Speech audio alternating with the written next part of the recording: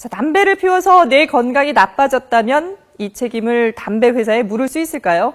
과거에 담배 회사를 상대로 낸 소송에서 법원은 어떤 판단을 내렸는지 살펴보겠습니다.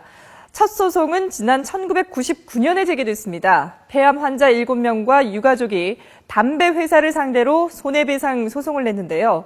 1심과 2심 모두 환자가 졌습니다. 대법원 판결은 무려 15년이 지난 올해 4월에 나왔는데요. 역시 폐암 환자 측이 졌습니다. 생활 습관이나 가족 병력도 있으니까 폐암이 흡연 때문이라는 근거가 부족하다는 이유였습니다. 그리고 오늘 또 다른 담배 소송의 첫 재판이 열립니다. 기존 소송들은 폐암 환자나 소비자 같이 개인이 제기를 했다면 이번에는 국민건강보험공단이라는 국가기관에서 소송을 냈다는 게 차이인데요. 손해배상 소송 금액도 537억 원으로 역대 최다액입니다. 자, 그럼 첫 재판 어떻게 진행될지 취재기자 연결해서 들어보겠습니다. 구수본 기자. 네, 법원입니다. 네, 저희 사실 담배 회사를 상대로 한 소송이 앞서도 정리를 해봤지만 이번이 처음은 아니지 않습니까? 그런데 어느 때보다도 관심이 큰 이유가 뭘까요? 네, 말씀하신 대로 이번 소송이 담배 회사를 상대로 한 첫 소송은 아닙니다. 이전에도 담배 회사를 상대로 한 손해배상 청구 소송은 4건이 더 있었습니다. 모두 개인이 소송 주체였다는 점이 이번과 가장 큰 차이점입니다. 4건의 소송에서는 모두 소송을 냈던 개인이 패소했습니다. 법원은 흡연에 따른 암 발생은 개인의 자유의지에 따른 선택으로 담배 회사의 책임을 물을 수 없다고 판단했습니다. 하지만 이번은 정부 산하기관인 건강보험공단이 방대한 자료와 자본 또 전문성을 무기로 나섰다는 점에서 무게감이 다르다는 평가가 나오고 있습니다.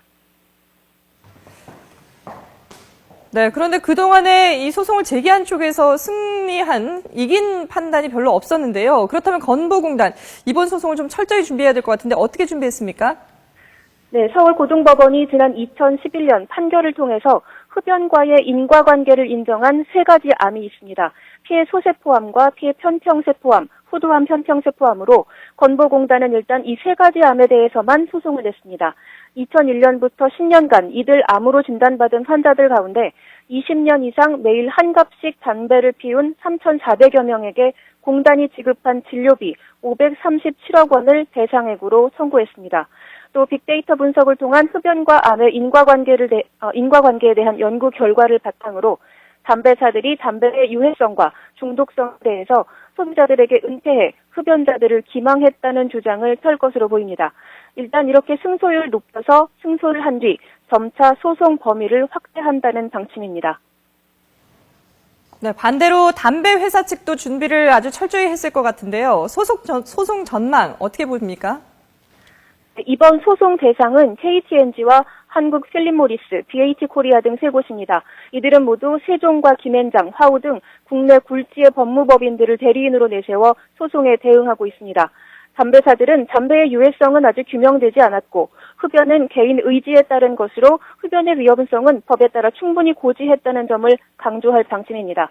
대법원의 판결을 주요 근거로 활용할 방침이지만 같은 취지의 해외 소송에서 패소했던 여러 사례들이 부담으로 작용하고 있습니다. 이번 담배 소송에서는 담배 회사가 담배의 위험성 등을 알고도 은폐하거나 축소한 사실이 있는지 밝히는 게 가장 중요한 증거가 될 것으로 보입니다. 사실 이런 증거는 내부 고발 등이 있지 않으면 찾아내기가 쉽지 않습니다. 과거 소송 4건이 모두 패소했던 이유도 이 때문인데요. 하지만 이번엔 공공기관인 건보공단이 나선 만큼 내부 고발 등의 은밀한 정보들이 드러날 수도 있다는 기대감이 커지고 있습니다. 따라서 앞으로 재판이 진행되면서 어떤 사실이 드러날지 또 흡연으로 인한 암 발병에 대해 담배 회사의 책임을 인정하는 첫 판결이 내려지게 될지 관심 있게 지켜봐야 할 것으로 보입니다. 지금까지 법원에서 YTN 구수본입니다.